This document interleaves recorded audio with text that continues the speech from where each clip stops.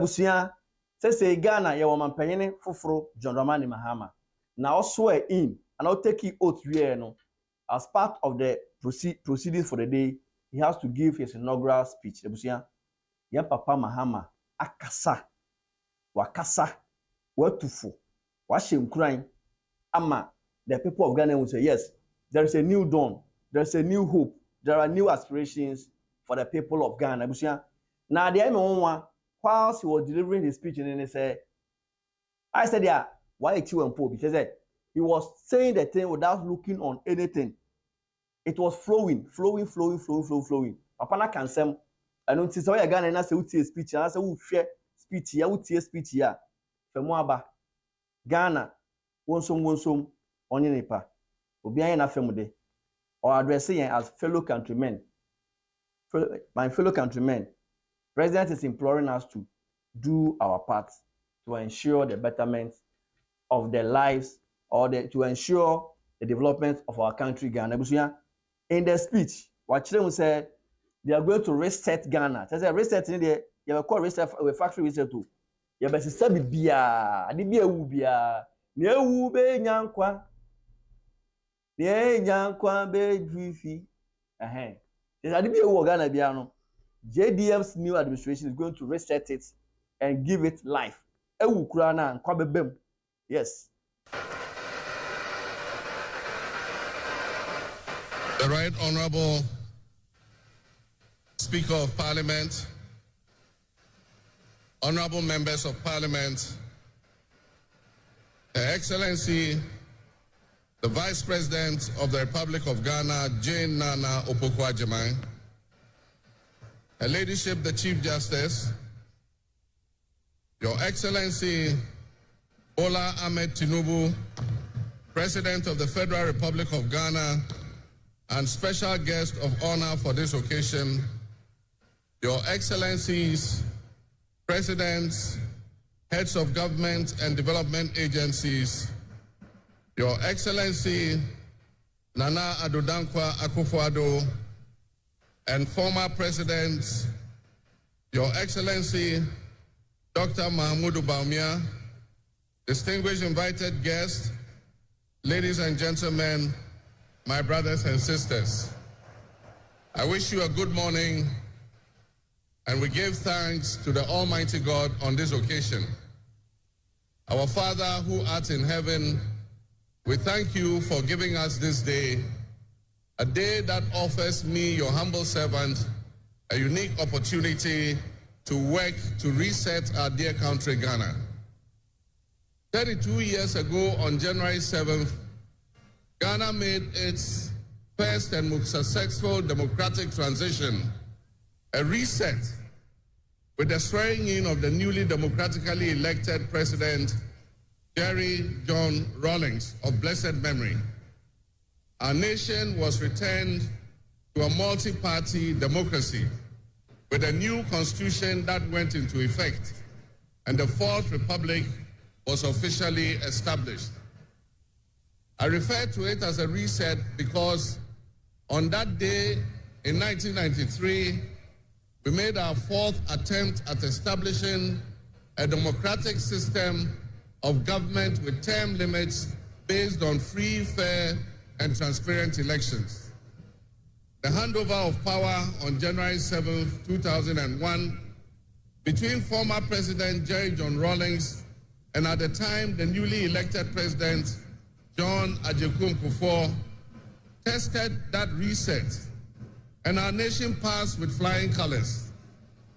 So today, with my induction as the new President of the Republic of Ghana, history is being made once again. And it is a history worth repeating every 4 years with each newly elected president. Today, we're also making a different kind of history, one that speaks to our maturity as a democracy, a nation of citizens enfranchised with the authority at the polls to determine their political future. Today's exercise between the outgoing President, His Excellency Nana Addo Dankwa Akufo-Addo, and I feels a bit like a deja vu, That is because 8 years ago to this day, on January 7th, 2017, we shared this same space and performed this same transitional exercise. At the time, I was the outgoing president, having served one term, and he was the incoming president, having been given a mandate by the people of Ghana to lead this great nation of us. He and I both understood on that day, as I'm sure we are today, that it is the people of Ghana that we are elected to serve. Somehow, it seems fitting that it is with Nana Akufo-Addo that I twice shared this stage and this unique historical distinction. Because Nana Akufo-Addo and I began our national political careers in Parliament in the same year, 1996. He has always greeted me with warmth, a firm handshake, and a smile. And he is perhaps the only person in my life who has persistently chosen to call me Johnny. While we belong to opposing political parties, we shared a sense of mutual respect. In those early days, we probably could not have imagined that destiny would bring us to the leadership of our respective parties and that we would have to face off 3 separate times as we each vied for the highest office of the land. Nana, as this will be our final meeting under these circumstances, and as I look back on the journey we have traveled together, 2 much younger men who entered Parliament together with a full head of black hair, and you with the same bald head and round eyeglasses, I have to say that you have, without exception, been a worthy opponent. I extend my warmest wishes to His Excellency, the former Vice President, Dr. Alhaji Mahmoud Bawumia. It was a grueling campaign, and we gave it our all. Your sportsmanship in making an early concession eased tensions and contributed to the early conclusion of the electoral contest. I wish you all the best in your endeavors. My brothers and sisters, the world in which Ghana exists today, as I begin this presidency, is not the same world in which we have lived under other presidencies. There are tensions and conflicts that have not previously existed between nations. These tensions and conflicts place pressure on alliances to decide where we will support. There's a seismic shift happening within the system of global economic dominance. Whereas the G7 nations, United States, the United Kingdom, Canada, France, Germany, Italy, and Japan once provided the highest percentage of the world's GDP, over the last decade, that number has been steadily dropping.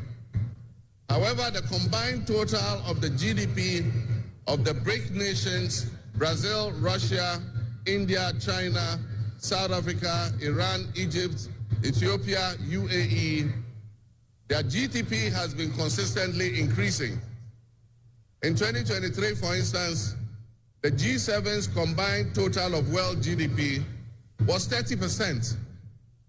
But by 2029, that number is predicted to drop to 27%.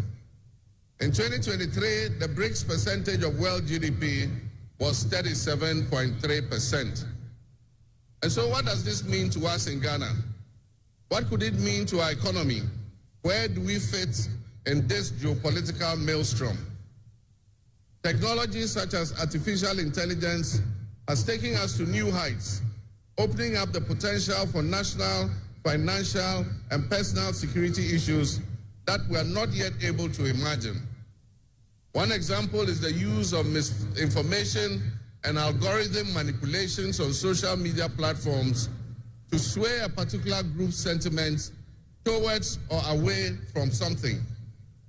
Now more than ever before, we need to strengthen our ties with our neighbors to ensure that we're working together to keep our sub-region safe. We stand in solidarity and work in alliance with all our neighbors in the sub-region.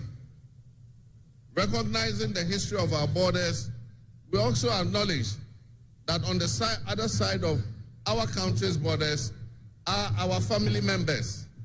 They may be Ivorians, they may be Togolese, they may be Burkinabes, they may be Nigerians or Malians, but they are also Akans, they are Kasinas, they are Guans, they are Ewes, they are Nzemes, they are Hauses, they are Moshis and Gurmes, because we are all part of one another, one big family.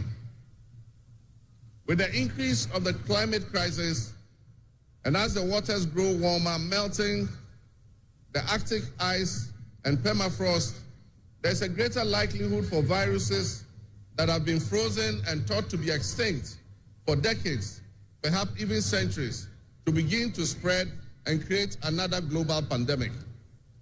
The changing climate conditions, increased population density in urban areas, and mass international travel are enabling existing viruses to spread and mutate at a faster and faster rate than they did before.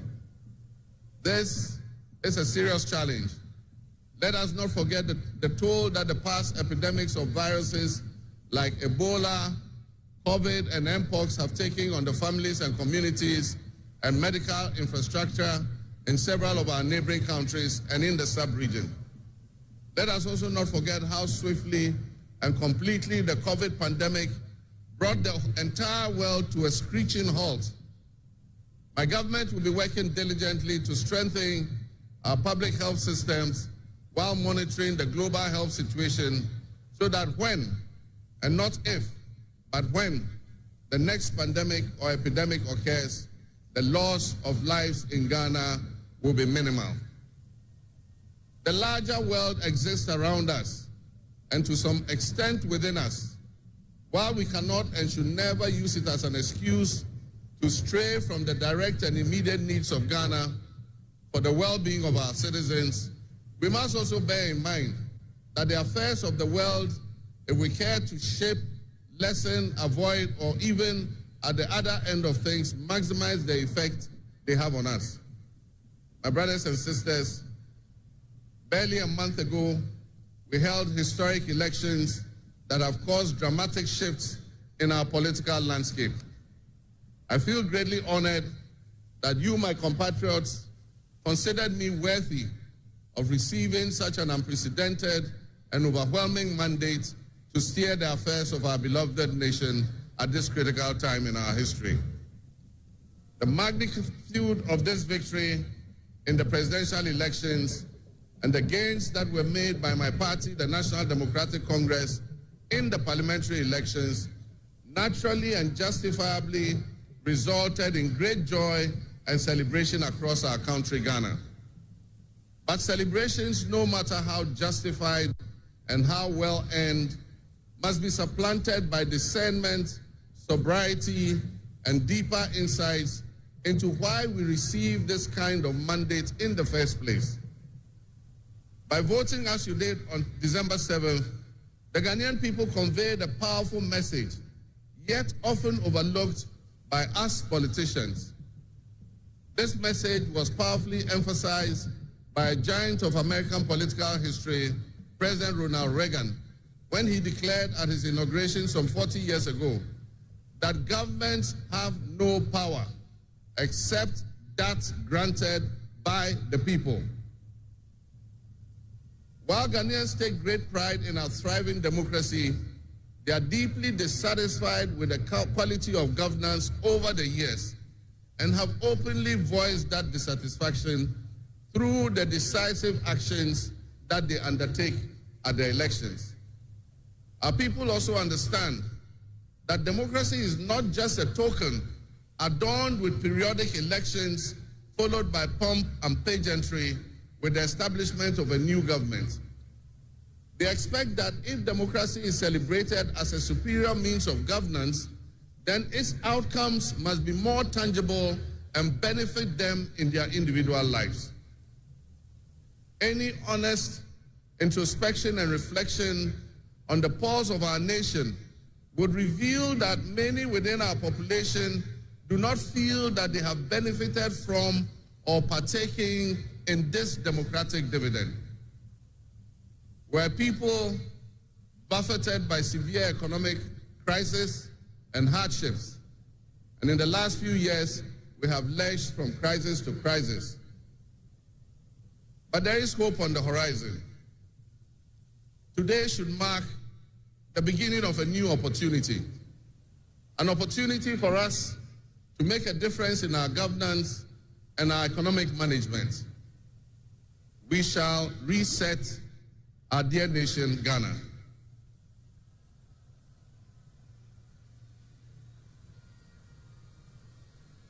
To the millions of my fellow countrymen and women who joined long queues and waited in the sun for their turn to vote for me, you have my sincerest thanks for honoring me. My firm, immutable assurance is that your votes will matter in the work that I'll do to make a difference in the destiny of this dear nation of ours. Your courage to bring change will not go in vain. Our nation was born with much promise. That promise would seem hazy and in doubt now because of all that has happened in the past. But I urge you, my fellow countrymen, not to be sucked into a state of perpetual pessimism. For some time, our country has urgently needed leadership with an unwavering desire to get things done. I, with all humility, assent that I intend to be that leader with your cooperation and your help. As your next leader, I shall strive to exercise sound judgment and be able to make the right calls at the right time. I will have the humility and presence of mind to take responsibility for any challenges and be willing to act firmly and timeously to resolve the challenges that we face as a nation. Since the elections, I have read and heard the word hope used many times in relation to my presidency and what it should offer the citizens of Ghana. I intend to speak plainly and clearly to you today, and every time I address you subsequently, I intend to always tell you the truth. The circumstances we find ourselves in are indeed dire, but even so, I'll be decisive and swift in my actions. We'll focus our initial efforts on 4 critical areas. The first is economic restoration and stabilization of the macroeconomic environment. The second is the improvement of the business and investment environment to ensure that Ghana is once again open for business. The third is governance and constitutional reforms. And the final, but not the least, is accountability and the fight against corruption.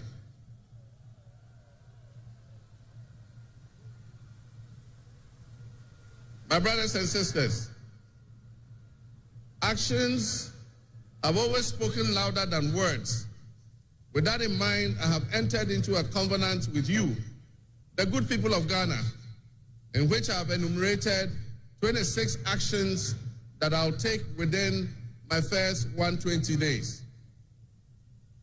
There is reason for hope, and there is every reason for hope. But we must also have faith, because faith empowers us to trust the things that will happen. With faith, you believe what you know, and that is why we need faith to be able to achieve our reset. We need a reset with the faith we have in our country and our leadership. We need a reset with the faith we have in our institutions. We need a reset with our faith in our dear nation, Ghana. And by that, I mean in all of us, because all of us are Ghana. You are Ghana, and I am Ghana.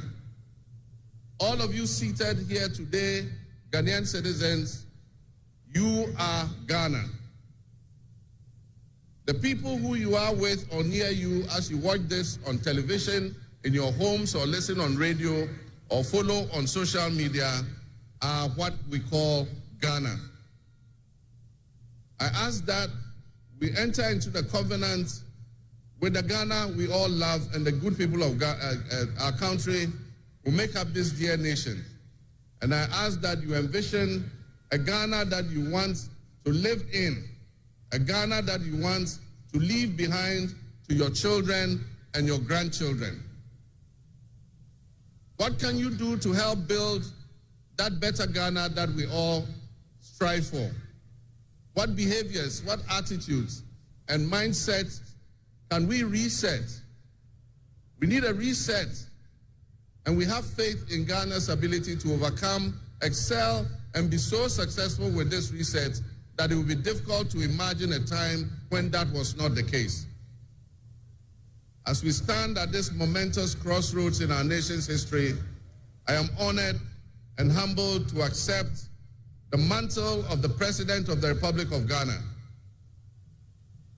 Today we celebrate a new administration and herald an unprecedented era of opportunity and transformation.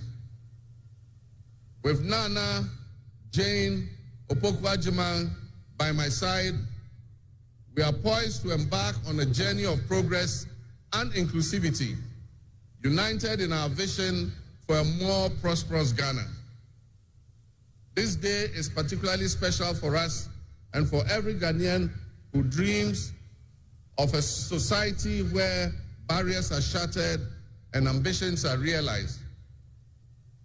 With the inauguration of Ghana's first female vice president, we have turned a significant page in our history. Nana Jane's ascension to the high office is not merely a personal triumph. It symbolizes our collective commitment to fostering a nation where gender equality and female representation are cherished and amplified. This is a powerful testament to the power of diverse voices to shape the future, voices that have the courage to soar beyond our traditional confines. My brothers and sisters, together as we look to the horizon, we reaffirm our dedication to breaking the glass ceiling that has long hindered many from reaching their full potential. Governance that reflects all segments of our population strengthens our democracy and enriches our conversation.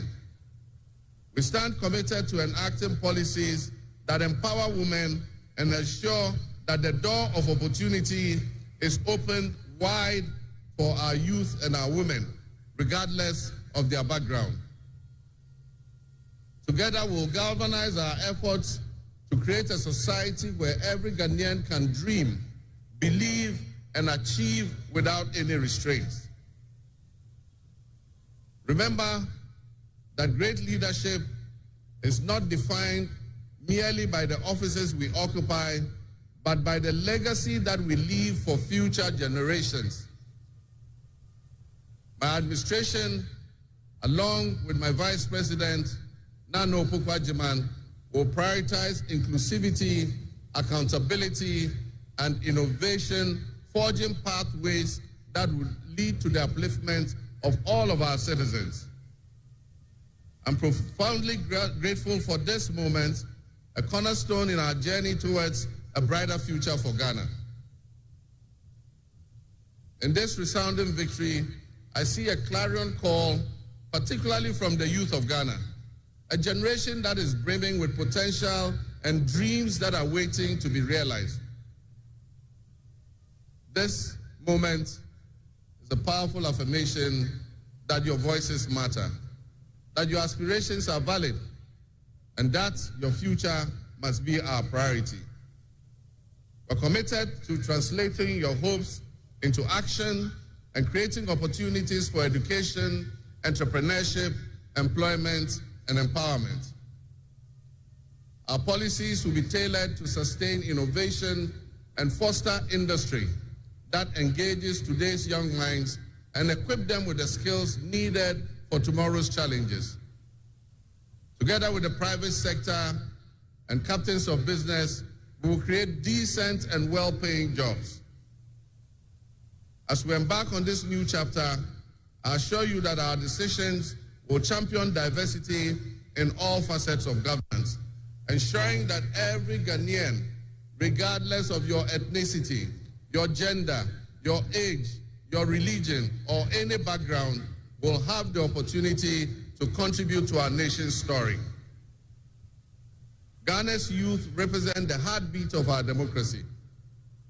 Their ambition will drive our policies as we strive to create an inclusive, equitable society where everyone has a seat at the table. Our vision hinges on the introduction and implementation of a 24-hour economy. We envisage an innovative and vibrant 24-hour Ghanaian economy, which will also be anchored in agriculture and agribusiness. This innovative approach would unlock potentials that have long remained dormant, enabling us to harness the energy and creativity of all our people. Just imagine a Ghana where our markets are alive and bustling at all hours of the day, with responsive public services accessible at all times, such that businesses can operate flexibly to meet the diverse demands that they are subjected to. And young can find opportunities regardless of traditional institutions. The 24-hour economy model will also bolster job creation for the young people, stimulate local industry, and attract foreign investments, and allow us to build resilient communities and a sustainable future. This vision extends beyond mere economic transactions. It symbolizes empowerment, the empowerment of every Ghanaian to contribute to our national progress. My fellow citizens, this vision will allow us to embrace diversity, to cater to varied lifestyles and preferences, and foster a culture of inclusion, ensure that every citizen can enjoy the fruits of his hard work. To the business leaders and entrepreneurs, I invite you to support this new model and join me in shaping a business environment where creativity thrives and where the fruits of your investment contribute to the collective welfare of our nation. Your role in driving our economy forward cannot be overstated. Your innovation and dedication will be a backbone of our success story. And I pledge to you that we would look at the tax regime and rationalize them so that they are more transparent and fair. Members of the business community, I assure you, Ghana is open for business again. Let me thank you, Your Excellencies, my fellow presidents, for leaving what is a busy schedule behind and coming to join us at this ceremony. Your presence brings honor to this inaugural ceremony. And I want to extend my heartfelt thanks to all of you and to our sister countries who have traveled from near and far to be with us today. Your presence is a testament to the strong bonds of friendship and cooperation that exist between our nations. And I promise you I will work to foster the partnerships that transcends our borders, and I'll work collectively with you towards regional stability, economic growth, and mutual respect between our nations. To my friends from across Africa and the world, I thank you and welcome you to Ghana. And in our local parlance, I say Akwaba to all of you. To my family and fellow citizens, my wife Lodina, I thank you for your unwavering support and commitment to our shared vision. This journey is not mine alone. It belongs to all of us. It belongs to each of you. Let today be the dawn of a new era of hope, an era of job creation, an era of accountability, an era of institutional strengthening and resilience, and an era of unparalleled potential for all Ghanaians. We will write the next chapter in Ghana's story, and it will be one of promise, transparency, and transformative progress. My fellow citizens, this is a patriotic call to action for all of us to participate in building a nation that lives up to its promise, where hope thrives and dreams become a reality. Together, let us cultivate a brighter future for our beloved Ghana, where unity, progress, and equality are not just ideals we aspire to, but are the very fabric of our nation. In closing, I invite you to partner with us on this journey. Together, we can create a brighter future for our beloved Ghana, where unity, progress, and equality are not simply goals we are aiming for, but are the cornerstone of our society. Let's work hand in hand to foster these values and strengthen our nation for everyone. My fellow citizens, our invited guests, I thank you very much.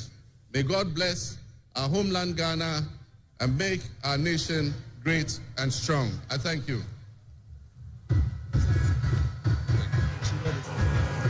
Itebusia, apana kansen bebre a esusu se yetie, yede tuanamon, yede ye adwuma, ye fa, ede ye ade a Ghana ebeko nanim. Wa kire mu se they are going to create sustainable jobs. They are going to do a lot of things, environmental protection and sustainability. Itebusia, JDM has a lot of plans, a lot of vision, a lot of agenda for the development of Ghana. Let us cooperate with his new government and pray for the betterment and success of this new administration. Nana Dankwa Akufo-Addo, in his inaugural speech on January 7, 2017, made us aware that we should be citizens. JDM is also calling on us to take part in the nation building. Ghana, wherever you are, Ochidemu says, what's your radio show? What's your TV show? What's your social media? That is the Ghana that he's referring to. So we must all come together and contribute our quota to the development of Mother Ghana. Mother Ghana needs all of us to build it together for the betterment of our lives and for the lives of generations yet unborn. Ebusuya, yama panu we ni so adu hu kese emaye. Obi afa pa bonta na echi. Ebusuya, chewadwe na efa nsema JDM that to go on his inaugural day no ehu. Na share na wo funso nya bi enhwe. Mo subscribe ya, na subscribe ya mama. Ya mo so funa na apia. Medamu ase. Bye bye.